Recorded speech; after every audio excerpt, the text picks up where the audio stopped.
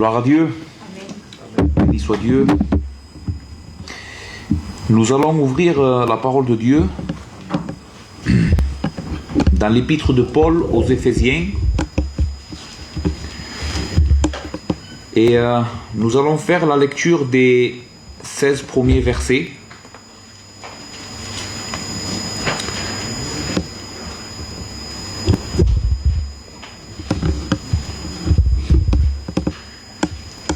Et je lis avec vous. Je vous exhorte donc, moi, le prisonnier dans le Seigneur, à marcher d'une manière digne de la vocation qui vous a été adressée. En toute humilité et douceur, avec patience, vous supportant les uns les autres avec amour, en vous efforçant de conserver l'unité de l'esprit par le lien de la paix. Il y a un seul corps et un seul esprit, comme aussi vous avez été appelés à une seule espérance, celle de votre vocation. Il y a un seul Seigneur, une seule foi, un seul baptême, un seul Dieu et Père de tous, qui est au-dessus de tous, parmi tous et en tous. Mais à chacun de nous, la grâce a été donnée selon la mesure du don de Christ. C'est pourquoi il est dit, il est monté dans les hauteurs et il a amené des captifs. Et il a fait des dons aux hommes. Or, que signifie il est monté sinon qu'il est aussi descendu dans les régions inférieures de la terre? Celui qui est descendu, c'est le même qui est monté au-dessus de tous les cieux afin de remplir toutes choses. C'est lui qui a donné les uns comme apôtres, les autres comme prophètes, les autres comme évangélistes, les autres comme pasteurs et docteurs, pour le perfectionnement des saints, cela en vue de l'œuvre du service et de l'édification du corps de Christ, jusqu'à ce que nous soyons tous parvenus à l'unité de la foi, à la connaissance du Fils de Dieu, à l'état d'homme fait, à la mesure de la stature parfaite de Christ. Ainsi, nous ne serons plus des enfants flottants et entraînés à tout vent de doctrine, joués par les hommes, avec leurs fourberies et leurs manœuvres séductrices. Mais en disant la vérité avec amour, nous croîtrons à tout égard en celui qui est le chef, Christ. De lui, le corps tout entier, bien ordonné et cohérent, grâce à toutes les jointures qui le soutiennent fortement, tire son accroissement dans la mesure qui convient à chaque partie de s'édifier lui-même dans l'amour. Amen. Amen. Nous prions ensemble, les frères. Notre Père, notre Dieu, c'est devant ta grande et sainte majesté que nous venons nous présenter aujourd'hui. Seigneur, nous voulons te remercier pour ce don, ce cadeau, cette grâce que tu nous fais d'être ici, d'écouter ton évangile. Seigneur, d'être ensemble avec mes frères dans cette église glorieuse que tu as rachetée. Seigneur, et nous te prions que ton esprit puisse, Seigneur, se mouvoir au milieu de nous. Que tu puisses nous ouvrir les yeux, qu'on puisse voir la beauté de ta parole et ce que tu as fait avec nous, Seigneur. Merci pour ton amour et ta grâce envers nous. Au nom de Jésus, ton Fils. Amen. Donc, comme vous avez vu, ce texte est quand même assez considérable. Et il y a plusieurs choses, plusieurs grandes vérités à voir dans ce texte. Mais aujourd'hui, je ne pense pas que je vais m'arrêter à chaque verset. Mais cependant, j'ai l'intention quand même de voir, que nous puissions voir ensemble des vérités qui sont très importantes dans la vie, dans notre vie personnelle, mais aussi dans la vie de l'Église que nous formons. Permettez-moi de commencer par deux questions. Quelle importance accordes-tu à ton Église pour ta croissance spirituelle? Et aussi, à quel point te sens-tu responsable du bon fonctionnement de l'Église dans laquelle le Seigneur t'a planté? Mark Dever, un serviteur de Dieu, en parlant de l'Église, dira « Les églises locales existent pour montrer aux nations la gloire de Dieu. » Voici la raison, ou une des raisons d'être de l'Église. C'est pour montrer aux nations la gloire de Dieu. Et nous le faisons en fixant nos yeux sur l'Évangile de Jésus-Christ, en lui faisant confiance pour le salut et en nous aimant les uns les autres avec sainteté, l'unité et l'amour de Dieu. Mes frères, comprendre la nature et la mission de l'Église dans le monde est quelque chose qui est primordial dans la vie chrétienne. Et souvent je dis que quand le Seigneur m'a amené à comprendre certaines vérités que je ne connaissais pas avant sur l'importance de l'Église, vraiment cela a transformé ma vie. Vraiment, ça a transformé ma vie, ça m'a renouvelé, ça m'a rempli de zèle pour l'Évangile et la gloire de Dieu. Et cela est très important donc que nous puissions comprendre la nature de l'Église et quelle est sa mission.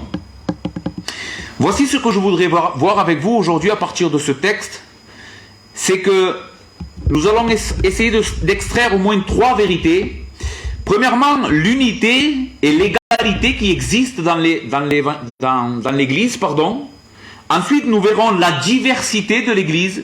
Et troisièmement, nous allons voir notre devoir dans l'Église. Donc 3 points à partir de ce texte. L'unité et l'égalité dans l'Église, la diversité de l'Église et notre responsabilité dans cette Église. Donc premièrement, l'unité et l'égalité dans l'Église. Au verset 1, notre texte commence par les paroles de Paul « Je vous exhorte donc ». Et ces paroles sont très importantes parce qu'elles nous aident à comprendre que le chapitre 4 dans l'épître aux Éphésiens est un véritable tournant dans cette épître. Jusqu'à maintenant, dans le chapitre 1, 2 et 3, Paul a mis sous les yeux des Éphésiens la gloire, la splendeur, la richesse et la sagesse que Dieu a déployée dans l'évangile de Jésus-Christ pour sauver des pécheurs. Il leur a annoncé ce que Dieu avait fait pour eux dans la personne de Christ pour pouvoir les sauver de leurs péchés, les réconcilier avec lui-même et leur donner une espérance vivante. Paul va enseigner aux Éphésiens qu'ils n'avaient pas été sauvés à cause de leur œuvre, mais que le salut qu'ils venaient d'obtenir en croyant dans cet évangile était venu à eux comme une grâce, un cadeau immérité.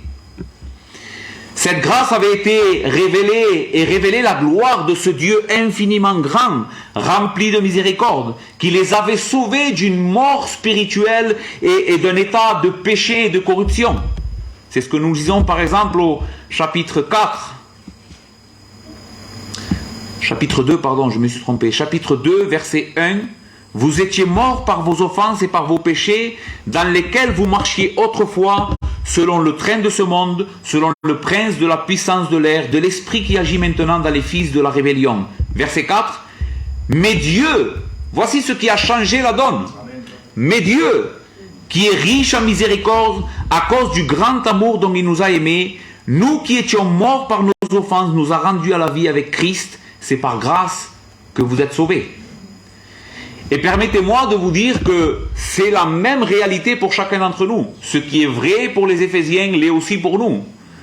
Le salut n'est pas venu à nous comme quelque chose que nous méritions ou même en plus que nous cherchions. La Bible enseigne qu'aucun homme ne cherche Dieu, mais plutôt nous avons été trouvés par ce Dieu de grâce. Amen. Il s'est penché sur nous et il nous a donné cette vie spirituelle, cette abondance de vie en Jésus-Christ. Maintenant, nous sommes en train de dire que le chapitre 4 marque le tournant dans cette épître.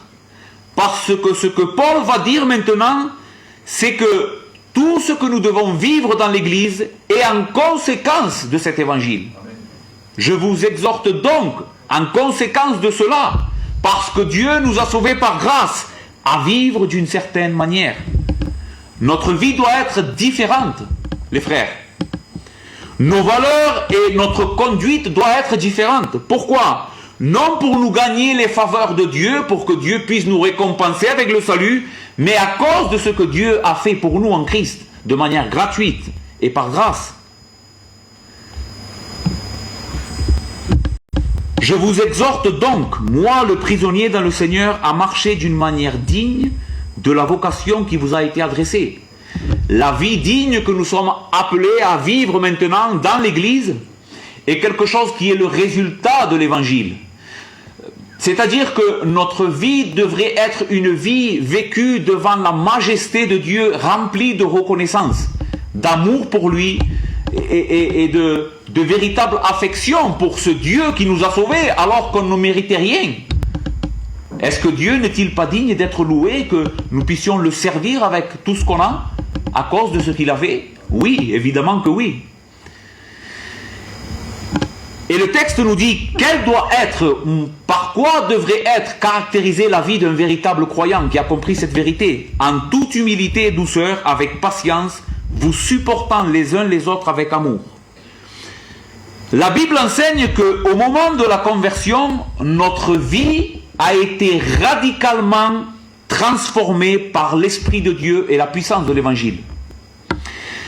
Les frères, cette transformation, la Bible l'appelle la nouvelle naissance ou la régénération. Et cette œuvre extraordinaire du salut est quelque chose qui n'a pas seulement transformé quelque chose d'extérieur à nous. La transformation que la Bible nous enseigne, que Dieu fait dans la vie des croyants au travers de cette œuvre, n'est pas quelque chose de superficiel, mais quelque chose de profond, qui va jusqu'à la racine de la personne. La Bible parle de cette transformation comme Dieu nous donnant un nouveau cœur, une nouvelle nature. Nos valeurs et nos principes ont été radicalement transformés. Maintenant, l'amour, la patience, la bonté, la douceur sont des choses qui sont dans notre vie et qui nous caractérisent parce que nous sommes enfants de Dieu et avons été transformés. Bien sûr, cela doit être ou est appelé à grandir en nous. Nous devons grandir dans ces grâces et dans ces fruits que Dieu a plantés en nous. Mais dans tout véritable croyant, cela est dans sa vie. Et cela est indispensable. Parce que si nous observons le verset 3, Paul est en train de nous enseigner que un véritable caractère chrétien transformé est indispensable pour une chose qui lui tient à cœur. Regardez, observez le verset 3. En vous efforçant de conserver l'unité de l'esprit par les liens de la paix. Ou on pourrait dire l'unité qui vient de l'esprit, parce qu'en réalité, cette unité qui existe dans la véritable Église est en réalité l'œuvre de l'Esprit. C'est quelque chose de surnaturel et divin. C'est l'Esprit qui nous a unis. Donc, un véritable caractère transformé par l'Évangile est quelque chose d'indispensable pour conserver l'unité dans l'Église. Un autre commentateur dira de ce verset, l'unité spirituelle indiquée ici est une condition préalable pour faire progresser la santé et le bonheur de l'Église, pour faire avancer la cause des missions et pour remporter la victoire sur Satan et ses alliés. Sans cette unité qui est conservée par chacun d'entre nous en ayant un caractère transformé à l'image de Christ dans l'Église, il ne pourrait pas y avoir de progrès dans l'Église. Et l'Évangile ne va pas progresser comme cela devrait être le cas. Mais Dieu est un Dieu de bonté et de grâce. Et il a doté ses enfants, comme nous allons le voir, de tout ce qu'il faut pour que son Église soit une Église glorieuse et puisse faire triompher la cause de Dieu dans le monde. Mes frères, ce que ce texte nous enseigne, c'est que l'Évangile ne se contente pas de pardonner nos péchés et de nous donner un ticket pour le ciel. Ce serait un Évangile trop pauvre, trop petit. Dieu a fait beaucoup plus que cela dans la personne de son Fils. Dieu, dans l'Évangile, nous transforme, littéralement. Il nous unit les uns les autres avec un même esprit et il nous unit dans la paix, dans une véritable paix, pas une paix superficielle, mais une paix qui vient de Dieu. Et là où ces choses ne sont pas visibles, que ce soit dans une personne ou dans une église, c'est parce que l'évangile n'y est pas. Je répète cette phrase parce qu'elle est importante ce matin. Là où ces choses, c'est-à-dire un caractère transformé et une véritable union dans la paix est absent, c'est parce que l'évangile est absent. Parce que l'évangile produit ces choses. Dieu produit ces choses par son évangile et son esprit. Regardez par exemple Romains. Paul est en train ici de parler de l'homme spirituel et l'homme charnel, l'homme qui connaît Dieu et l'homme qui ne le connaît pas. Et ces deux hommes ou ces deux personnes vivent de manière très différente. Et l'affection de la chair, c'est la mort. Tandis que l'affection de l'esprit, c'est la vie et la paix. Vous voyez, l'esprit est toujours ou presque toujours dans les Écritures associé à cette paix. Parce qu'il y a l'esprit, il y a la paix. Pour vous, vous ne vivez pas selon la chair, mais selon l'esprit, si du moins l'esprit de Dieu habite en vous. Si quelqu'un n'a pas l'esprit de Christ, il ne lui appartient pas. On pourrait aussi traduire, si quelqu'un n'a pas cette transformation et cette paix qui est produite par l'esprit, alors il ne lui appartient pas. Maintenant, même si cette unité, comme nous venons de le voir, est produite par l'esprit, ce n'est pas quelque chose que nous pouvons faire nous-mêmes. Dans l'Église véritable, cela ne veut pas dire que nous ne devons rien faire pour que cette unité et cette paix soient au milieu de nous. Regardez le verset 3 encore une fois. En vous efforçant de conserver l'unité de l'esprit par les liens de la paix. Une fois encore, nous voyons ici quelque chose de paradoxal dans les Écritures, des fois, parce que il y a des fois, par exemple, dans la sanctification progressive, Dieu nous dit que c'est lui qui est en train de le faire. Mais en même temps, il nous exhorte à travailler chaque jour. Donc, c'est paradoxal. On dirait que les deux choses se contredisent, mais en réalité, pas du tout. Et c'est la même chose que nous sommes en train de voir ce matin dans ce verset. C'est Dieu qui produit l'unité, mais nous aussi, nous devons travailler de manière persévérante pour que nous puissions conserver cette unité. Un commentateur, encore une fois, des Écritures, dit du verset 3, « Il est difficile de rendre exactement l'urgence qu'exprime le verbe grec qui est utilisé ici par Paul. Outre la hâte et la passion, il implique un effort soutenu de l'homme entier, exigeant le concours de sa volonté, de ses sentiments, de sa raison, de sa force physique et de tout son comportement. » C'est-à-dire, les frères, que Paul va employer un mot ici qui est très fort pour nous dire à quel point nous devons travailler dans l'Église pour conserver l'unité. Nous ne devons pas nous asseoir et attendre que Dieu fasse le travail. C'est à nous mettre au travail.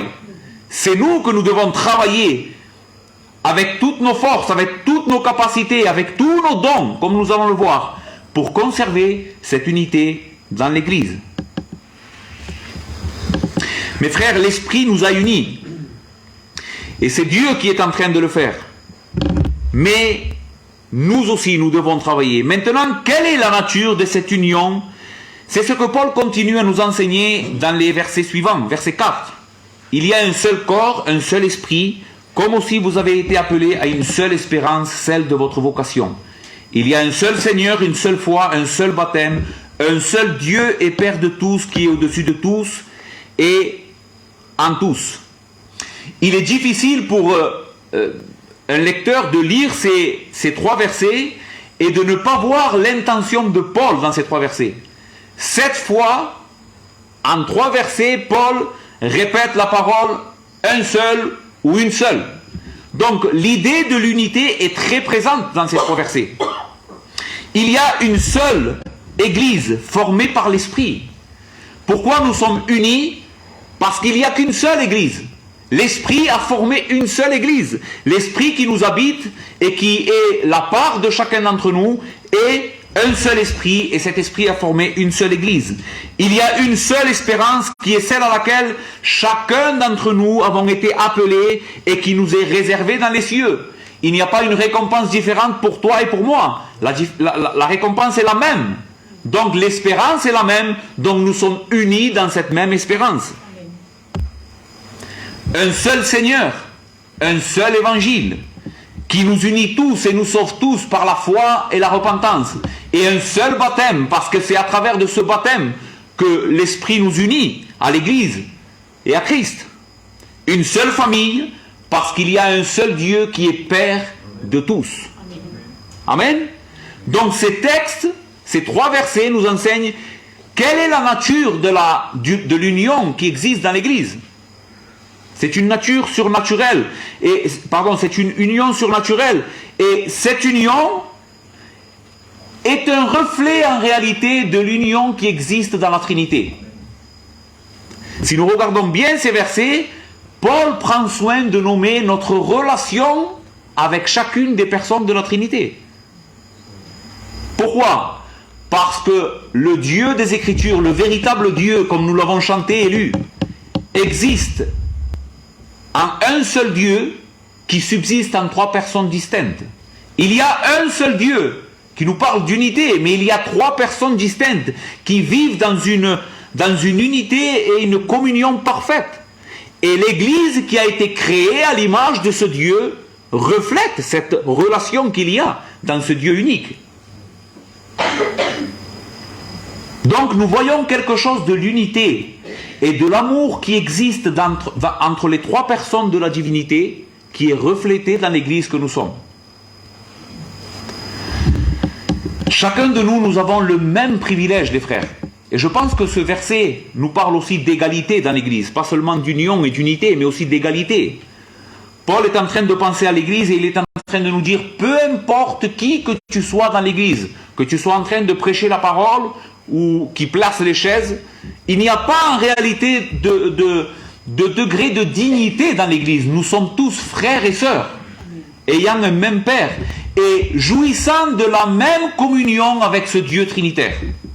En d'autres mots, Dieu n'a pas d'enfant préféré, les frères. Dieu n'a pas de fils préféré. Il nous aime tous de la même manière, peu importe qui que nous soyons. Donc nous avons vu l'unité et l'égalité dans l'Église. Il existe cette unité parce que Dieu nous a unis.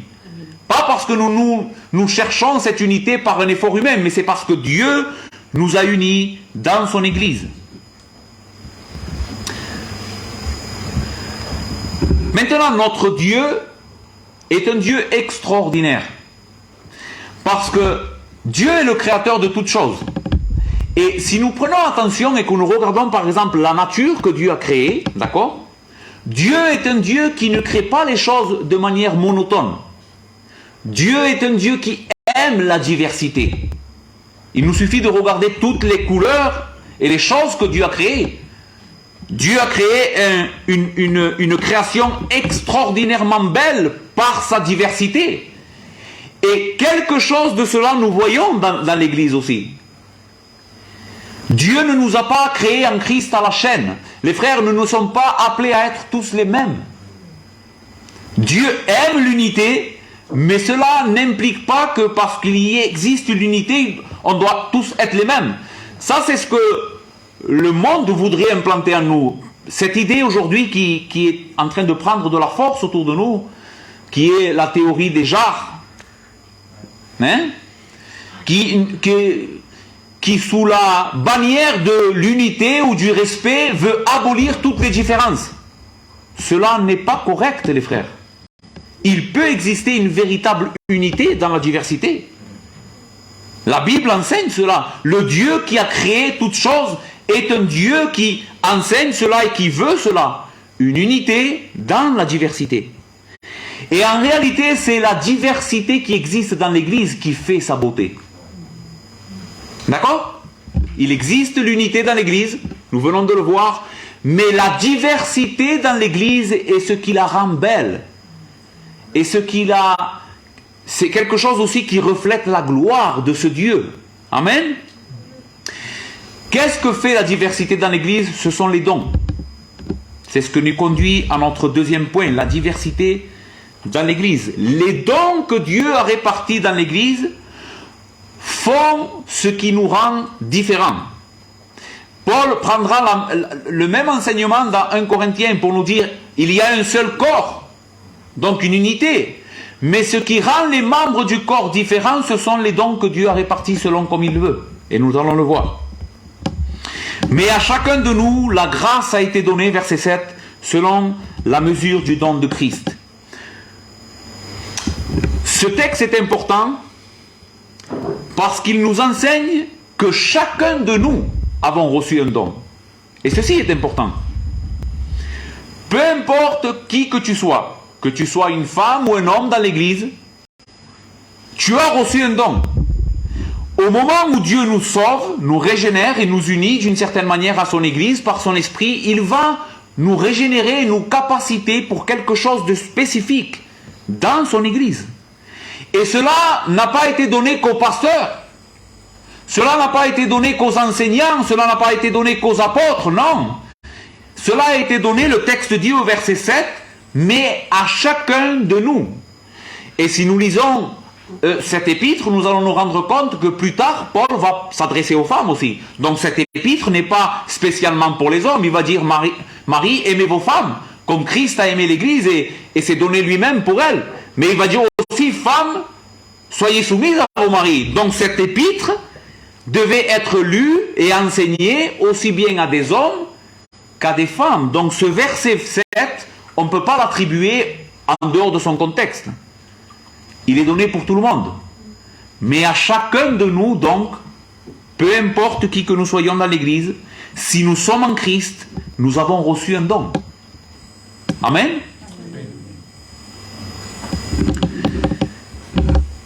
Donc chacun de nous, sans distinction, avons reçu un don pour que nous servions cette Église. Et ceci est important. Même si dans notre texte ici, Paul va faire mention que des dons qui ont une relation avec l'enseignement de la parole et la proclamation publique de la parole, quelque chose qui est réservé uniquement aux hommes dans les Écritures. Mais en réalité, ce verset 7 nous enseigne que tout le peuple de Dieu a reçu un don. Paul va parler des ministères que Dieu a donnés à l'Église en ce qui concerne la parole, parce qu'il veut enseigner que c'est à travers de ces ministères que vous, l'Église, êtes équipés pour faire le travail, pour faire la mission, c'est-à-dire pour proclamer l'Évangile. C'est ce que disait Michel vendredi soir. Le travail ne repose pas que sur nos épaules, frères. L'Église est celle qui est appelée à travailler pour Christ, pas les pasteurs. Nous sommes en train de travailler avec vous. Nous sommes vos collaborateurs d'une certaine manière. Vous venez ici le dimanche et à chaque fois qu'il y a un culte public pour entendre la parole, être d'une certaine manière équipé par la parole et ensuite partir dans le monde et proclamer l'évangile de Christ. Ceci est le travail. Et c'est l'Église qui le fait. Et Paul va donc parler des ministères de l'enseignement, de la parole, en nous disant la raison d'être de ces ministères. Il a donné les uns comme apôtres, les autres comme prophètes, pour le perfectionnement des saints en vue de l'œuvre du ministère, afin que nous ne soyons plus des enfants flottants et emportés à tout vent de doctrine, mais que professant la vérité dans l'amour, nous croissions en celui qui est le chef, Christ. Nous sommes là pour vous faire grandir dans la connaissance de Dieu et faire de vous des hommes et des femmes mûrs dans cette connaissance, pour que nous soyons parfaits en Christ. Mais je ne vais pas ce matin me centrer sur ces versets. Je veux quand même vous dire pourquoi ces dons. Pourquoi est-ce que Dieu a donné à chacun de nous des dons? Dieu nous a sauvés et nous a équipés donc à chacun de nous pour servir son peuple. Maintenant, ces dons ont été distribués selon la grâce et la sagesse de Dieu. D'accord? Chacun de nous avons reçu un don et ces dons ont été distribués à l'Église selon la grâce et la sagesse de Dieu. Nous le voyons dans le verset. Selon la grâce, cela veut dire que Dieu ne nous a pas donné un don à cause de quelque chose qu'il a vu en nous, d'une capacité quelconque, ou quelque chose qui nous prédisposait à recevoir tel ou tel don. La grâce de Dieu, c'est quelque chose que Dieu donne à quelqu'un sans que cette personne le mérite. Et cela devrait nous rassurer dans notre cœur. Pourquoi? Parce qu'on ne peut pas être mécontent du don qu'on a reçu, ou de la place, ou la fonction qu'on a reçue dans l'Église. Parce que cette fonction et ce don que le Seigneur nous a donné a été donné à nos vies selon la grâce et sa sagesse. Dieu ne fait pas les choses de manière hasardeuse. Tout ce que Dieu fait, il le fait de manière intelligente, parfaite, cohérente avec ce qu'il est. Si tu es où tu es, c'est parce que Dieu l'a voulu de cette manière. Et tu ne seras jamais plus efficace qu'à l'endroit où Dieu t'a mis. Jamais. 1 Corinthiens 12, versets 7 à 11, Paul dira: or, à chacun de nous, la manifestation de l'Esprit, donc c'est ce que nous sommes en train de voir, les dons spirituels, est donnée pour l'utilité commune. En effet, à l'un a été donné par l'Esprit une parole de sagesse, à un autre une parole de connaissance selon le même Esprit, à un autre la foi par le même esprit, à un autre le don des guérisons par le même esprit, à un autre les dons d'opérer des miracles, à un autre la prophétie, à un autre le discernement des esprits, à un autre la diversité des langues, à un autre l'interprétation des langues. Un seul et même esprit opère toutes ces choses, les distribuant à chacun en particulier comme il veut. Dieu a réparti ses dons dans l'Église comme il veut, c'est-à-dire en conséquence de sa sagesse, de son plan, de son amour et de sa grâce. Et cela devrait être un grand soulagement dans notre cœur. Quelque chose qui doit produire en nous de l'espérance, de la confiance, de la sérénité. Je suis ce que je suis parce que Dieu m'a mis là. Et je veux te servir, Seigneur, avec les dons et les capacités que tu m'as données. Maintenant, quelque chose dans notre texte qui est important. Qui est celui qui est en train de donner des dons? Verset 8. C'est pourquoi il est dit, il est monté dans les hauteurs et il a amené des captifs et il a fait des dons aux hommes. Or, que signifie il est monté, sinon qu'il est aussi descendu dans les régions inférieures de la terre? Celui qui est descendu, c'est le même qui est monté au-dessus de tous les cieux afin de remplir toutes choses. Beaucoup de choses se sont dites sur ces versets et on identifie la personne de qui Paul est en train de parler à la personne de Christ. Et certains disent que ces versets enseignent que Jésus est descendu dans les régions inférieures de la terre, c'est-à-dire aux enfers, je ne sais pas, où il est descendu pour prêcher l'évangile. Mais cela est complètement faux. Si nous regardons le contexte ici, le fait que Christ soit descendu et soit monté est en train de nous parler de son incarnation, de son humiliation dans l'incarnation. Il est descendu aux régions inférieures de la terre. Cela pourrait signifier la terre dans laquelle nous vivons, qui est une terre remplie de péchés. Mais Christ n'a pas regardé comme une proie arrachée, être l'égal de Dieu, la Bible nous enseigne, mais il s'est humilié lui-même. Il est venu. Vous ne croyez pas que pour Christ cela a été une humiliation de venir ici? Oui, la Bible enseigne que oui, une certaine humiliation. Christ s'est dépouillé. Et il est venu nous chercher par amour pour nous. Et le fait qu'il soit monté, c'est sa glorification après sa résurrection. Mais le verset 8 nous enseigne quelque chose de très particulier et qui est, je pense, glorieux. Regardez comment Darby le traduit. C'est pourquoi il est dit, étant monté en haut, il a amené captif la captivité et a donné des dons aux hommes. Que veut dire ce verset? Les frères, la Bible nous enseigne que par nature, chacun de nous, et Paul l'enseignera dans cette même épître, nous sommes esclaves du diable et du péché. Et Christ dira à un moment donné dans l'évangile, car quand un homme fort garde sa maison, ses biens sont en sécurité. Et en l'occurrence, les biens qui appartenaient au diable, avant que Christ lie cet homme fort et libère ou prenne les richesses de cet homme fort, c'était nous-mêmes. Nous étions la propriété du diable, nous étions esclaves du diable et du péché.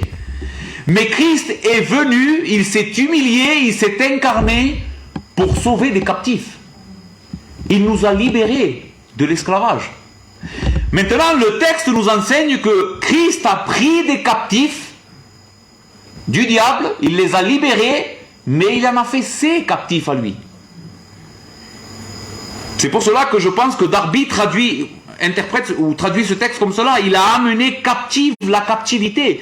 Il a pris des captifs et il en a fait ses captifs à lui.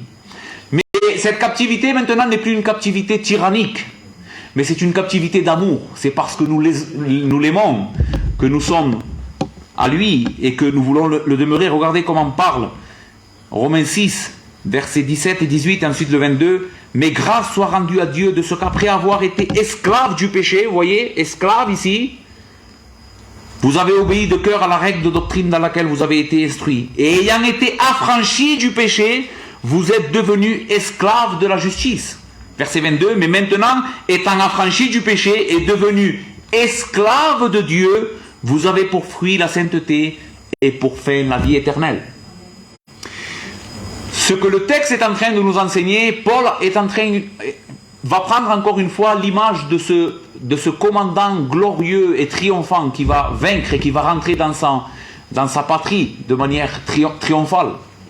Et ce que les commandants guerriers dans l'Antiquité faisaient, c'est qu'ils rentraient dans leur cité étant vainqueurs, et derrière eux, il y avait les personnes qu'ils avaient pris comme butin, ou les butins qu'ils avaient pris à la nation qui avait été vaincue.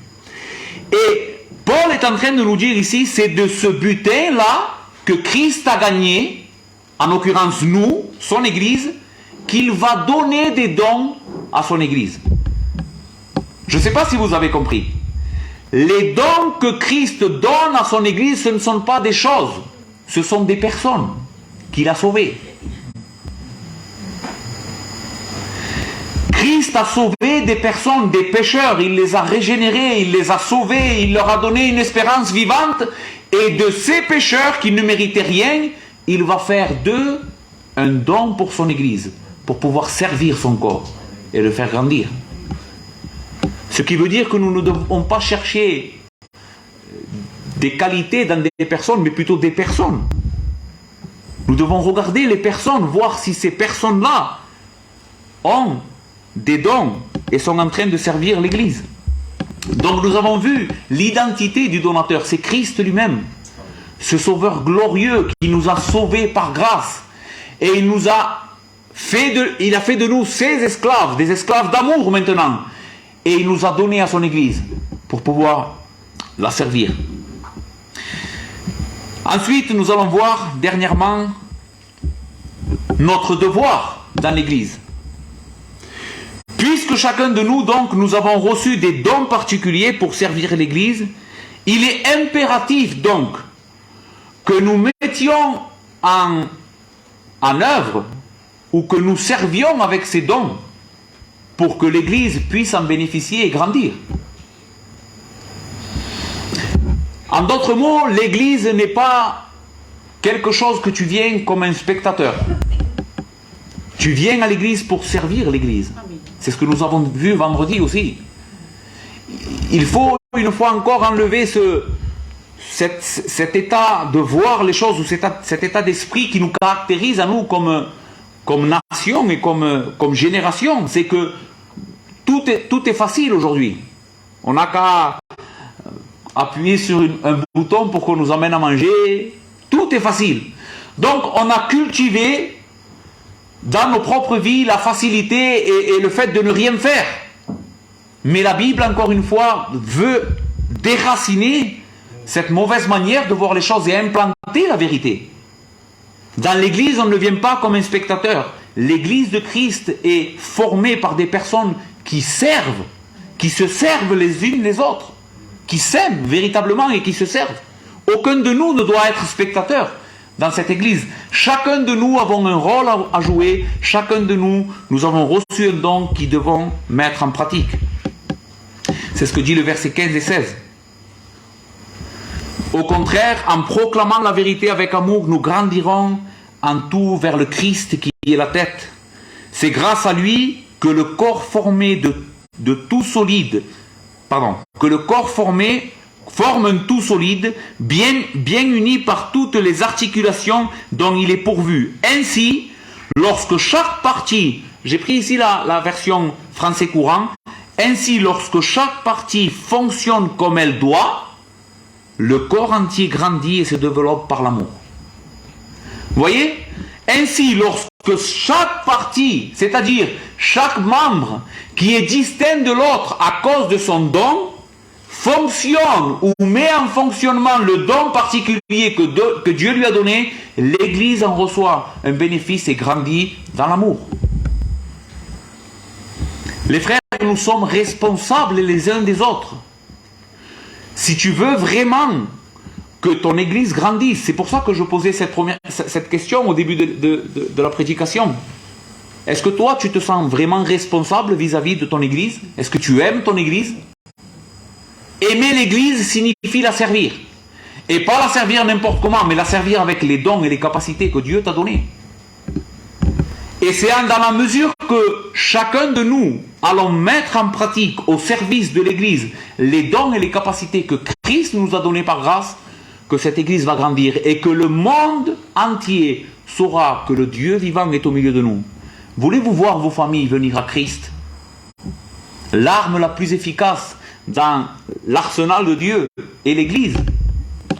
C'est par l'église que Dieu est en train de sauver des pécheurs, par la proclamation de l'évangile. Donc je conclus en vous exhortant, les frères, à aimer l'église. Et si vous aimez l'église, si votre conception de l'église ce matin a changé, ayez cette détermination de cœur: Seigneur, je veux tout faire pour que mon église soit unie et que mon église soit une église qui grandit et se perfectionne. Et dans la mesure que je vais mettre en pratique, ou que je vais mettre mon don, ce que tu m'as donné à faire dans l'église, c'est dans cette mesure que l'église va grandir. Maintenant, peut-être que tu te demandes, mais quel est mon don? Je ne sais pas quel est mon don, moi. Écoute, c'est pas comme ça que la Bible dit que cela doit fonctionner. Ne te demande pas quel est ton don, sers. Tout simplement, c'est ce que nous avons dit vendredi. Sois attentif à ce qui se passe autour de toi. Quels sont les besoins que tu vois dans ton église? Quels sont les besoins que tu vois? La Bible ne donne pas une liste exhaustive, une liste complète de tous les dons, mais nous trouvons plusieurs listes de dons. La miséricorde, la bonté, la patience, l'amour sont des dons de Dieu, sont des capacités que Dieu va donner aux hommes. Donc, ne te demande pas: Seigneur, je vais prier, je vais jeûner afin que tu me révèles mon don. Non, prie le Seigneur pour être un bon chrétien, quelqu'un qui observe la parole, qui garde et obéit à la parole, et sers tes frères, tout simplement.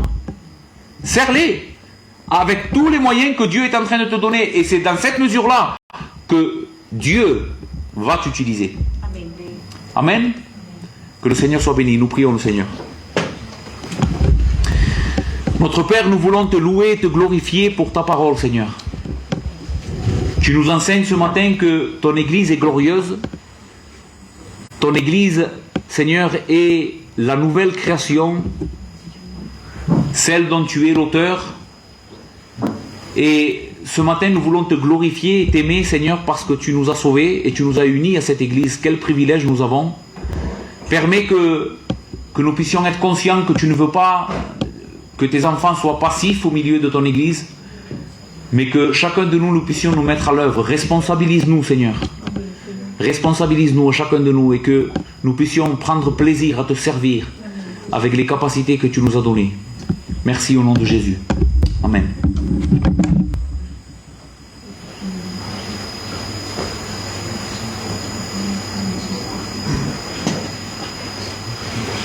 Père, je te remercie. Premièrement, Seigneur, de m'avoir sauvé, Père. De m'avoir fait cette grâce, Seigneur, de pouvoir être uni au Père, au Fils et au Saint-Esprit. Seigneur, quel privilège merveilleux. Je te remercie aussi de m'avoir placé dans une église, Seigneur, avec des frères et des sœurs. Merci de m'avoir inclus dans ton corps et d'avoir donné des membres, Seigneur, qui sont là pour mon édification. Que je puisse voir à travers mes frères et mes sœurs ta bonté, Seigneur. Seigneur, oui, je suis conscient, je suis dans l'église pour recevoir tous ces cadeaux, Seigneur, que tu m'as donnés. Mais je veux être aussi conscient que tu m'as placé aussi pour être un cadeau pour mes frères et mes sœurs, Seigneur. Amen. Seigneur, je suis tellement heureux de connaître ce Dieu parfait, ce Dieu qui fait chaque chose merveilleusement bien. Seigneur, nous ne voulons pas seulement écouter ta parole, nous ne voulons pas être des égoïstes à seulement vouloir recevoir. Seigneur, nous voulons donner.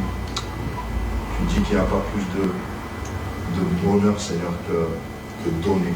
Il y a plus de bonheur à donner qu'à recevoir. Tu dis aussi qu'il n'y a pas plus grand amour, Seigneur, que de donner sa vie pour ses amis.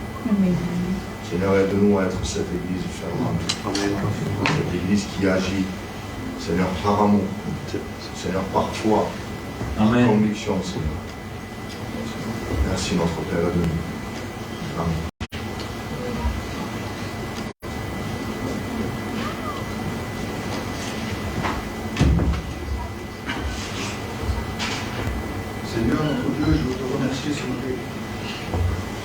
merci pour ta parole. Elle nous exhorte ce matin à être impliqués dans l'Église, à servir, Seigneur, à servir ton corps, à servir nos frères. On a dit, mon frère, tu le dis dans ta parole, il n'y a pas de plus grand bonheur que de donner, Seigneur. Seigneur, je te demande pour chacun d'entre nous de créer ce zèle dans notre cœur, Seigneur, de vouloir servir, d'être attentif aux besoins de l'Église, aux besoins de nos frères, Seigneur. Dans l'exhortation, dans la prière, être attentif au caractère de chacun d'entre nous, Seigneur, afin de te servir et que ce soit une édification pour chacun de nous, pour croître dans ton amour, pour croître dans ta bonté, Seigneur. Seigneur, je te remercie. Merci pour ton Fils, Seigneur. Amen. Car c'est de lui que tout vient. Nous voulons le voir à lui, Seigneur. Nous voulons nous rappeler que nous étions des captifs aussi, Seigneur, et que tu nous as libérés. Nous sommes désormais serviteurs. Nous sommes des serviteurs, nous sommes des esclaves, Seigneur. Et je te remercie pour ça. Amen. Merci pour chaque chose, pour les bénédictions, pour tes serviteurs, Seigneur, pour tes dons, tes divers dons dans l'Église, Seigneur. Seigneur, merci et utilise ton peuple, Seigneur, pour refléter ta gloire, Seigneur, et pour prendre ta gloire qui te revient, Seigneur. Merci, merci, Seigneur, pour ta grâce. Et à toi la gloire. Amen.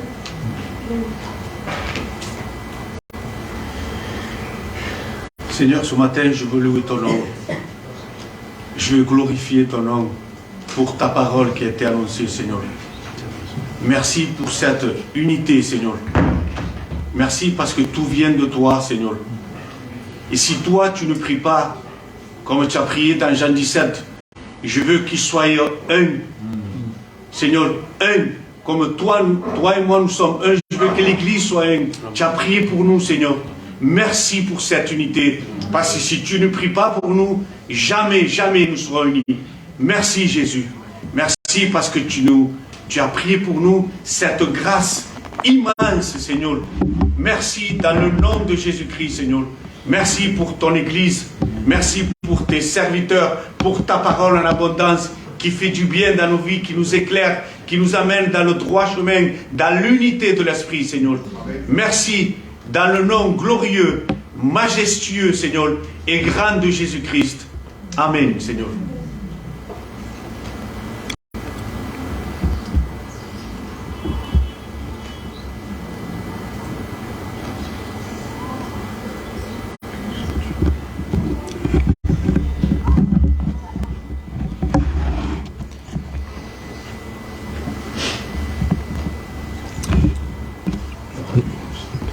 Nous allons laisser un moment de réflexion et sur ces versets, une mélodie qui sera jouée, nous allons réfléchir sur la parole de Dieu. À celui qui a le pouvoir de vous affermir selon mon évangile et la prédication de Jésus-Christ, à Dieu seul sage, la gloire par Jésus-Christ au siècle des siècles. Amen.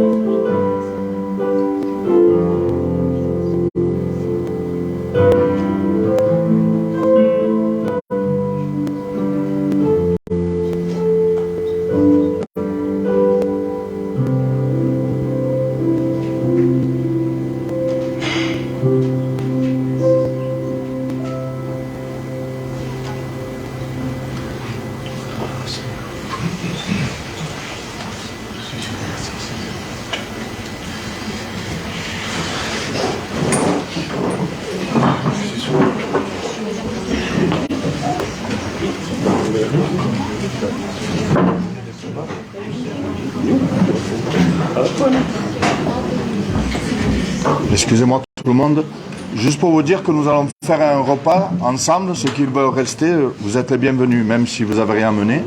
Il y a de quoi manger.